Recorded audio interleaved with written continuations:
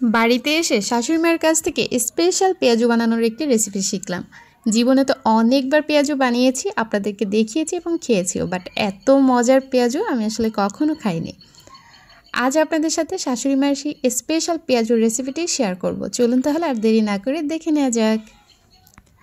তো পেঁয়াজু বানানোর জন্য আমি প্রথমে এখানে ডাল নিয়ে নিচ্ছি। তো এটা একদমই সাধারণ ডাল মনে হলেও কিন্তু এটা আসলে সাধারণ ডাল নয়, এর সাথে স্পেশাল একটি উপকরণ মেশানো হয়েছে, সেটা আমি আপনাদেরকে বলে দেব। তবে সেটা শোনার জন্য একটু অপেক্ষা করতে হবে আমার সাথে। আর এখানে ডালগুলো একটু আধ ভাঙা করে বেটে নেওয়া হয়েছে, সেটা আপনারা দেখে বুঝতে পারছেন। এরপর নর্মালি আমি এর মধ্যে পেঁয়াজ দিলাম, যেহেতু পেঁয়াজুতে অবশ্যই পেঁয়াজটা একটু বেশি পরিমাণে দিতে হবে। ঝালের জন্য দিয়ে দিলাম কাঁচামরিচ কুচি আর স্বাদমতো লবণ, সামান্য একটু হলুদের গুঁড়া দিয়ে দিলাম, এতে পেঁয়াজুর কালারটা অনেক বেশি সুন্দর আসবে।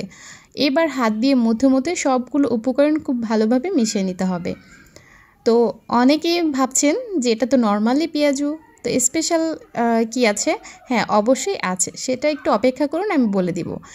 এবার পেঁয়াজু ভাজার জন্য তেল দিয়ে দিলাম। আর পেঁয়াজু যেহেতু ডুবো তেলে ভাজতে হয়, সেহেতু তেলের পরিমাণটা একটু বেশি দিতে হবে। এরপর তেল গরম হয়ে গেলে এর মধ্যে আমি ডালগুলো পেঁয়াজুর শেপ দিয়ে ছেড়ে দিব। অবশ্যই পেঁয়াজুর শেপটা একটু এবড়ো থেবড়ো করে দিবেন, একদম মিহি করে বল করার কোনো দরকার নাই। এবড়ো থেবড়ো করে পেঁয়াজুর শেপটা দিলে তাহলে পেঁয়াজুটা মুচমুচে হয়, খেতে ভালো লাগে, দেখতেও সুন্দর দেখায়। একদম কড়াই ভরে পেঁয়াজগুলো দিয়ে দিয়েছি। এবার এক সাইড ভাজা হলে একটু উল্টে নিতে হবে, এভাবে উল্টে পাল্টে পছন্দ মতো কালার করে ভেজে নিতে হবে। আর একটা কথা, পেঁয়াজু ভাজার সময় চুলার আঁচ কিন্তু অনেক হাই রাখা যাবে না, আবার একদম লো রাখা যাবে না।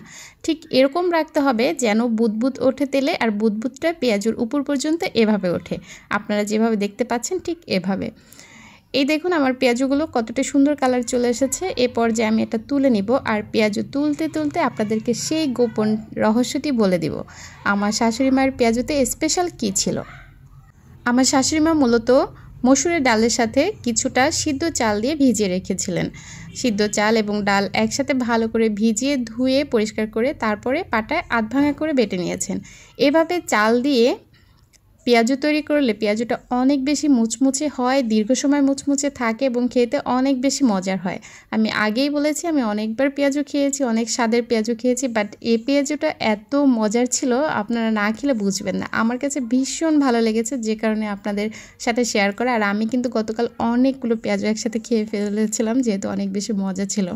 তো আমি এক ধাপ ভেজে নেওয়ার পরে আরেকবার দিয়ে দিচ্ছি, যেহেতু অনেকগুলো পেঁয়াজু হবে সেহেতু আমার কয়েকবার ভেজে নিতে হবে। তো আমার ভিডিওটি আপনাদের কাছে কেমন লেগেছে তা অবশ্যই কমেন্ট করে জানাবেন। নতুন রেসিপিটি আপনাদের কাছে কেমন লাগলো তাও কমেন্ট করে জানাবেন। সবাই ভালো থাকবেন। আল্লাহ হাফেজ, টাটা।